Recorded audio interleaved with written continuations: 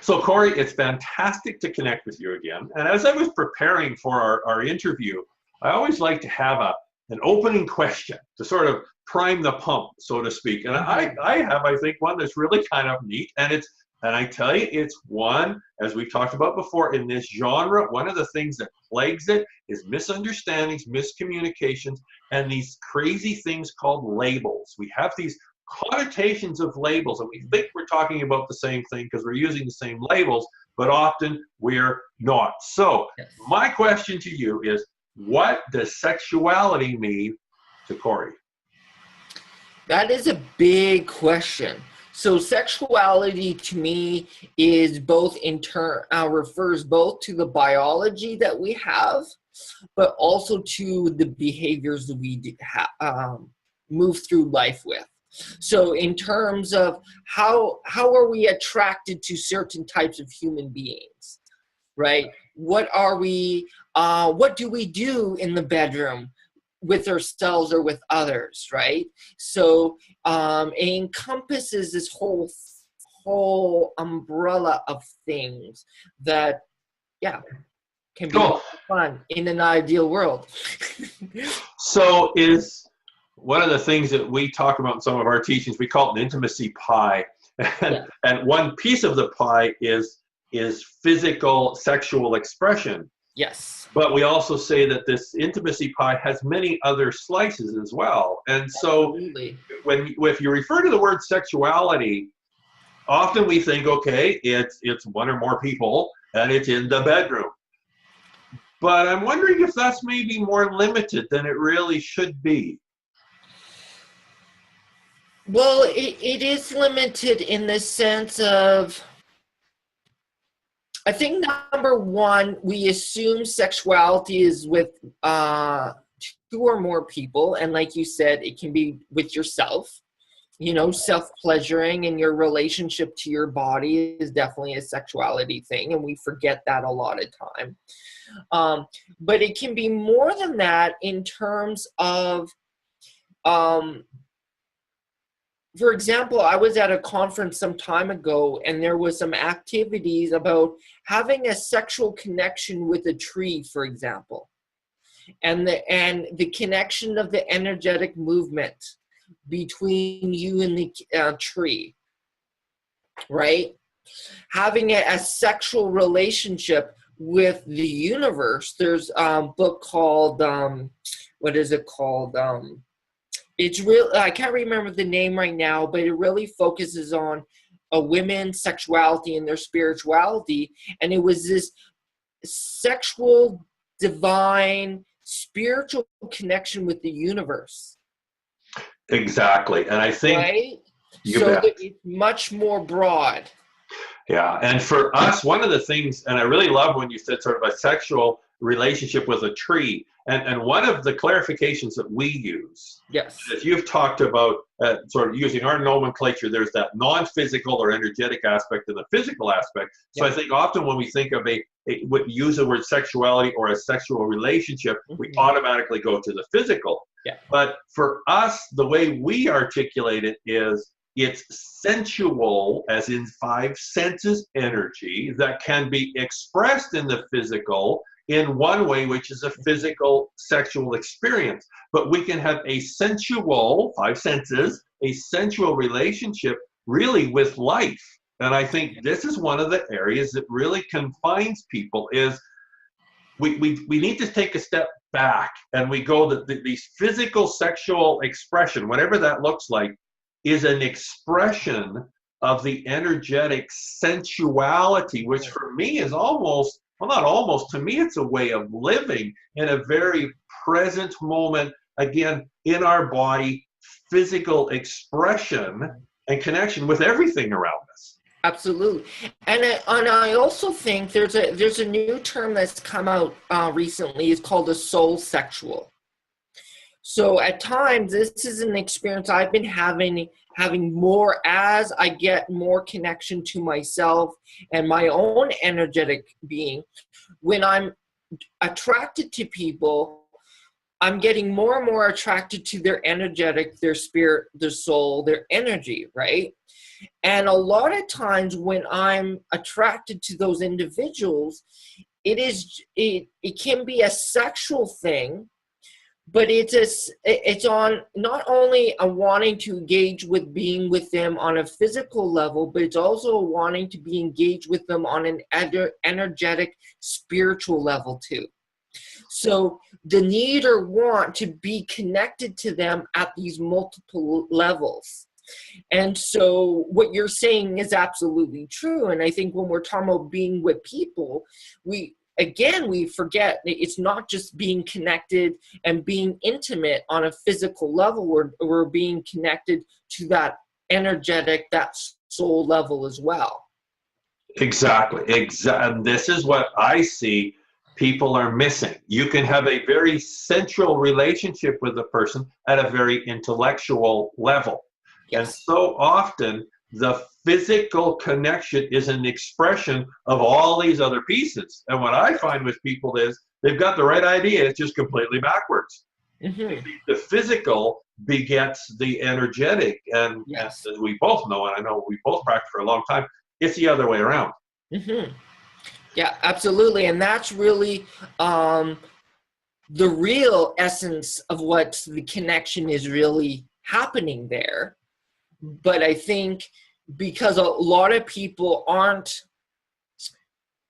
aware of what those energies, connections, that spiritual connections are, they're left with the physical, the surface stuff, right? And which is fine, but I'm almost sad because there's this grander connection and exploration of energies and levels of pleasure and levels of connection that is missing and allows for more bliss than physical connection alone gives. Exactly. And I think that's what's missing. People look at one small piece of what's, or using our terms here, all these little pieces in this intimacy pie, they look at one piece and think it's the whole pie. Why do you think that is? Why is there so, like an aspect of, really a fundamental aspect of living, the way I see it, the more I study this, why do you think it's the last thing that anybody wants? They'll talk about just about anything else other than exactly what we're talking about here. And I know you've got a lot more experience and academic knowledge and all this very comprehensive understanding of this. Mm-hmm. Why do you think it is that people are so ignorant, if I can use that word, of this very powerful aspect of living? Well, ignorance just means not knowing, right? So I think, that's the very relevant word. I think it comes down to multiple things. On one piece, historically, religion has blocked out the connection between spirituality and sex. It's made it bad, horrible, sinful to connect on a sexual level. So there's been this stigma that's been created for these last few thousand years, right? Like Christianity is a good example of that when Emperor Constantine came into power, right? He pulled in a committee and he was like, okay, we're going to change the purpose of marriage, that you can only have sex for the purposes of procreation. Prior to that, you could have sex for whatever you wanted, as long as hopefully it was respectful, right? And so from that point on, there was this creation of this disconnect between spiritual and sexuality. In Eastern religions, such as yoga, when the yogis were starting to come into North America, they were afraid that Westerners would get spooked out from sexuality being part of the teachings, and so they pulled it away out of the teachings, and again we're again creating that separation, right? Even though it is interweaved into the original teachings, right? If you go back into Gnosticism, you go back into the Sanskrit teachings, it is so interweaved. And I think too, because we've become a very scientific-based society, you know, so you're having that disconnect again, right? Because anything beyond what we can prove doesn't exist, right? And that also leads to the disconnect of our experience having value and relevance in reflection to what's going on in the bigger world. That's fascinating. This might get us in trouble, but what the heck? And I'm not trying to jump in a conspiracy bandwagon here, but one of the things, and I just sort of starting to really focus learning on this, and again, I don't want to jump into this bandwagon so much, but as you talked about in Constantine, so they made these decisions, and one of the things, and you're going to know a lot more about this than me, but we've kind of taken a patriarchal path almost through history, where there's sort of the male is the head of this, and it's almost like the female, and we talk about masculine and feminine energies, not so much male and female. It's almost like the masculine has tried to, oh boy, disempower the feminine. Mm-hmm. And if you look at it, again, you know way more about this than me, but so much of the I call it ancient text, or whatever denomination you want to put it in, it seems like it's focused on male. And for me, the sensual experience, again, not male, female, tends to be more feminine and nature. And it almost seems, unwittingly or not, I don't know, that feminine, sensual aspect of our experience has been, again, almost vilified. Mm-hmm. It has been. So what I would say is, if we go far enough back into the pagan spirituality in Europe, was definitely a balance between masculine and feminine, if not an emphasis on the feminine. If we go to back far enough in the history of Egyptian spirituality, they did have a balance between the masculine and the feminine. If you go into Buddhism, all of these, you go far enough back, there was a sense of balance. But what's happened is, due to colonization from the Roman Empire, from the Muslims, all of these things emphasized the patriarchal view, right? Male domination. When you had colonization over in North America to the indigenous people, their intent was to wipe out the power that women had and to spirit people had, because they had a lot of control and power in their communities. Whereas the males, they had a role and had some power, but it was equal in proportion to the feminine energy, the feminine roles, right? And because they were seen as a threat to the patriarchal, the male domination, they had to wipe it out. And this has occurred basically globally, right? So that sacred feminine has basically been demonized. Exactly. And when you say sacred feminine, we're talking feminine energies, not necessarily female, because we have a blend of both. Exactly. Both male and female have that blend of feminine and masculine energies. Would that be correct? Absolutely. Definitely correct. And I think this is another thing that's happened too. Like, for example, a good illustration of this is in Taoist teaching.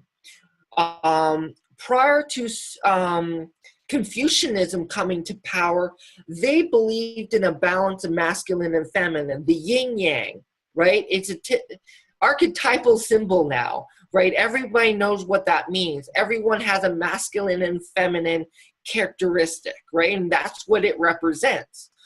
But since Confucianism has come in, it was a much more patriarchal philosophy. And even as it's come to North America, you see conversations or workshops on the sacred feminine, which is brilliant, awesome, we need that. But again, what is missing is the conversation about women having a masculine side. See, and I was just thinking that as you were saying that, it's almost like now the pendulum is swinging too far the other way. Exactly. Right. And so what ends up happening is not only are they inverting that shadow masculine, which could be good or bad, but they have a negative relationship with their own masculinity, their shame, whatever, and thus not only is it harmful to them, but they project it to other men, and that perpetuates us versus them scenario between men and women. So then it's almost like we have a civil war within ourselves. The feminine and the masculine are fighting for control, and not actually within us, it's actually externally generated.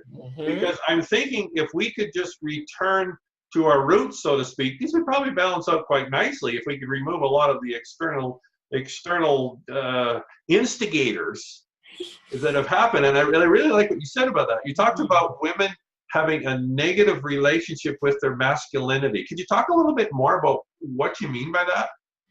How would that look? Say that again. Sorry, the last piece. So you talked about, you'd mentioned women having a negative relationship with their masculinity. So how would that manifest? What would that look like?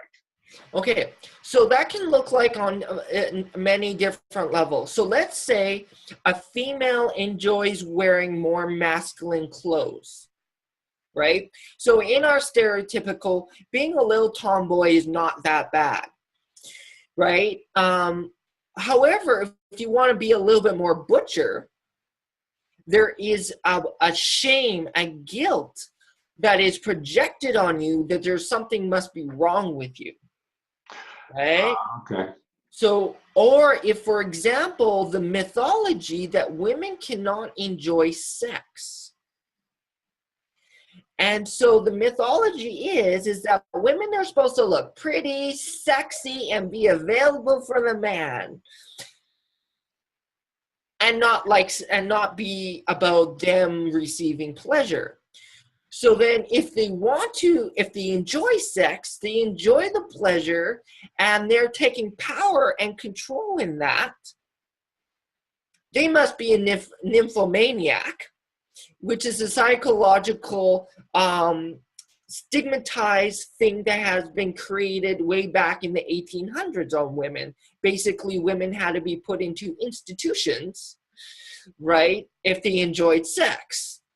Obviously, it's not that bad these days, but that stigma is still there. So there's things like that. Being able to take their power back. If they say, tell someone, you're not supposed to treat me like that, they get labeled a bitch, right? Things like that. So there's all these layers of shaming that happen towards women about taking their power, about taking on that sacred masculine side. Wow, that's so fascinating. A word that I've heard you use a few times now, just in this last piece, was shame. So I often hear specifically that word shame as it relates to the topics that we're talking about. Can you expand a little bit on why it seems to be, at least from what I see, so deeply connected with this? Why shame? So what I would say is that, number one, we need to define shame because it is often misunderstood and being different from guilt. Shame is a feeling that there is something wrong with us versus guilt is a feeling that there's something wrong we did, right? So shame, feeling that there's something wrong with us. So if we're told that if we like being in control, that we like sex or whatever that is, that there's something wrong with that, then we think there's something wrong with us for liking that or taking control over our life. And so then what ends up happening, we shame ourselves, we feel guilty, we put ourselves down, we become meek, or we project outward, attacking other people, right? So that's kind of how it can manifest. Wow. So I just want to clarify this, because that was really important. So as you said, guilt is related to an external behavior, and then that sort of evolves, I can use that word, into shame, which is more internal, as in there's something wrong with our behavior. Shame is there's something wrong with us because there's something wrong with the behavior. Is that correct? Yeah, we make that connection. Absolutely. Yeah. So I know one of the areas that you do a lot of work with is folks that are, I guess, trying to figure out where they fit. Sexually, gender-wise, different things like that. So is the experience, and I'm guessing here, is that you probably end up dealing with a lot of folks who are marinated in shame. Oh, absolutely. I think it's one of the biggest things that happen for people is confronting the idea that there's something is wrong with them, right? You know, go ahead. So what would be the first step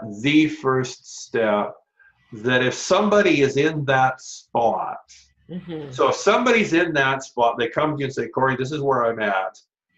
What would be if you can narrow it down to this, what would be one of the first things you would share with them to help them sort things out? So the first thing I do is I kind of share them a little bit about myself. Because as a trans person, as a pansexual, as a polyamorous person, and I probably have a few other identifications that I could add on them, talking about labels, I share my story or a piece of it because what it says is it validates their experience. My identity or how I experience myself may be a little bit different than theirs, but because I am outside the stereotypical what a heterosexual or cisgender is supposed to be, so cisgender is someone that is non-transgender, that gives permission for them to recognize, oh, it's okay. Corey is functioning really well in society and is happy. Maybe I can have that too.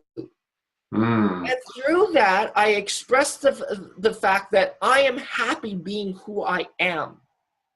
There's nothing wrong with who I am.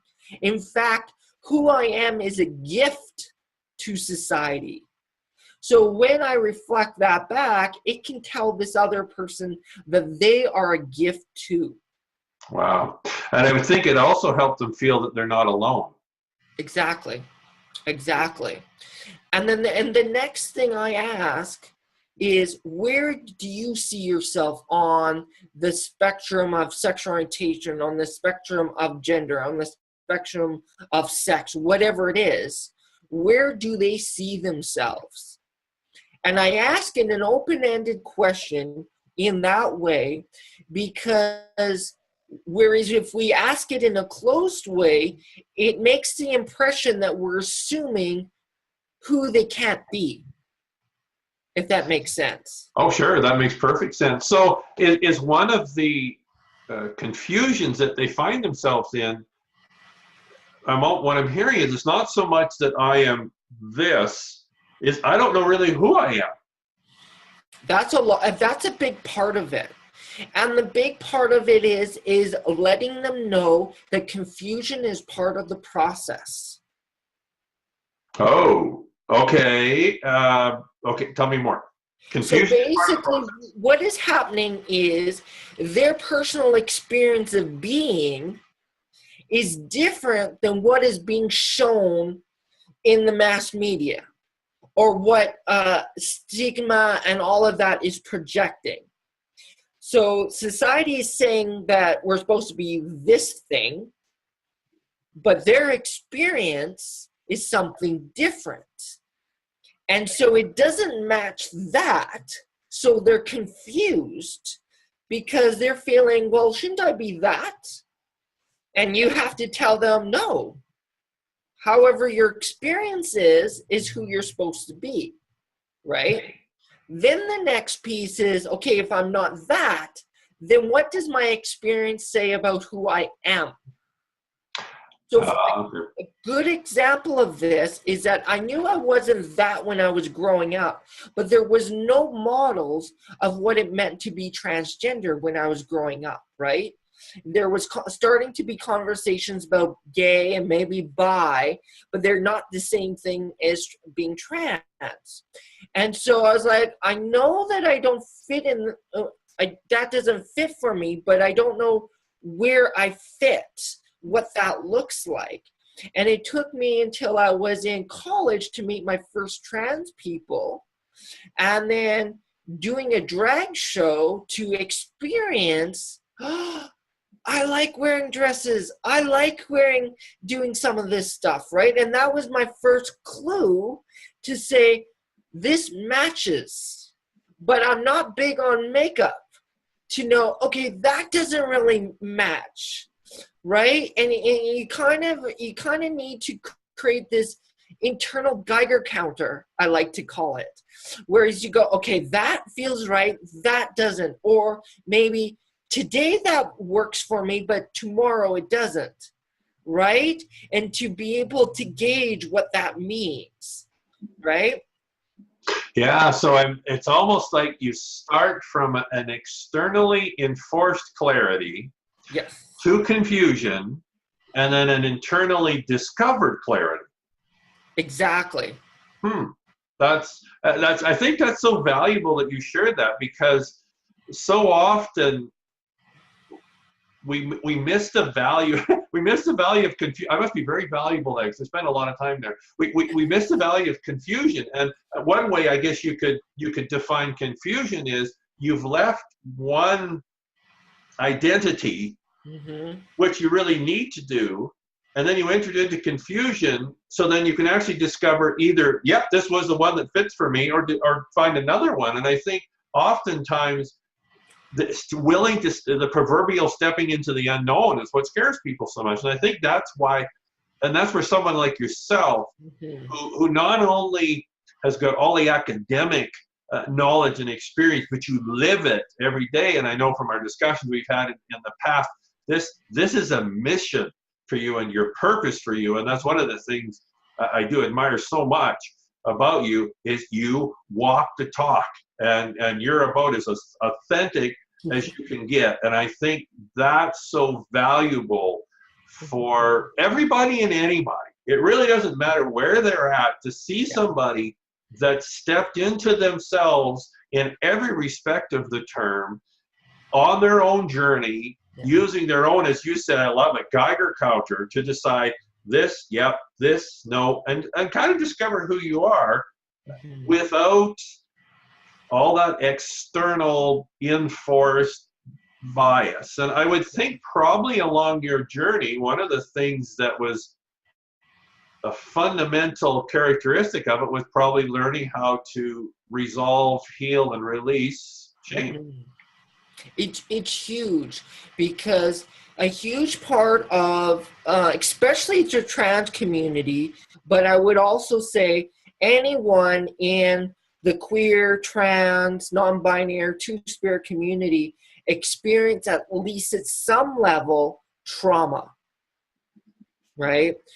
For trans people, we often experience what's called post-traumatic stress disorder. We often see this as a big event, like someone attacked us or is abusing us or whatever, and that can happen. But we're often bombarded daily with people saying that we are not valuable, we're a faggot, we should die, all of these things in our lives, right? These are little micro traumas that are happening each and every day. So, but I think it's important to break apart the event to how we see trauma. More and more research is coming out these days that trauma is not the event, it's our perception of the event. So let's say someone does attack us, hits us or whatever. Why is it that some people can take a few days, it's shitty for the next couple of days, but they pick themselves up and they keep on going? Whereas the next person will go into this huge depression and have a hard time pulling out of it. It comes down to how we perceive that event. If we perceive it as a reflection on something that is wrong with us, then we internalize it and we can't break free of it. Whereas if we recognize that that event had nothing to do with the value of my being, that this was a behavior from someone else and that it was wrong, and that to take a next step to say, I want to make a change in my life so that event I do not bring that event back into my life. That is a really empowered way to navigate the world. I cannot change that individual, but I can change what I do and how I interact with the world. And so from being that is a much different way than being in the traumatized place, the victimized place that often happens with any minority or women or whoever. And we can't move past that because we're in that victimized, traumatic space, right? Yeah, I find that it's so neat how you explain that, and I hear the whole guilt, shame thing. So guilt is an external behavior, shame is an identity thing. Yes. So to me, what I'm hearing is the same thing, is being able to distinguish the difference between an external event and then allowing that to define an internal definition of who we are. And I think that's very enlightening, and that's very powerful. Again, it comes back to the power and the value of our identity as to who we are as a being, yes, if you will. Well, this has been absolutely fascinating. I've thoroughly enjoyed our conversation, as I knew I would. It will definitely not be the last one. If people want to connect with you, maybe learn a little bit more about what you do, maybe run some ideas and suggestions by you, what's the best way to do that? So the best way is, my email is a little bit complicated. So, so it's best to, we can post that under your message or attach it to your video or something. I think that's the best way. My email is spectraconsulting@yandex.com. And folks can also get a hold of me by phone number, 250-299-6250. Perfect. Yeah, I'll post that. We'll have credits across the bottom, and then we'll post that. So perfect. Thanks again for taking time out of your day to chat with me. I know this has been it's been interesting for me, and I'm sure it will be for all our viewers as well. Mm-hmm. And we look forward to connecting you in the next time. So say goodbye, Corey. Say goodbye, Corey. Perfect. All right, folks. Thanks for tuning in. Share. We're all in this together. We need to get the message out. People need to have this information so they can make their own choices. And you have a connection with people that we don't have a connection with. And we so appreciate your comments, your likes, and your sharing of this very powerful message. All right, guys, we will see you on the web.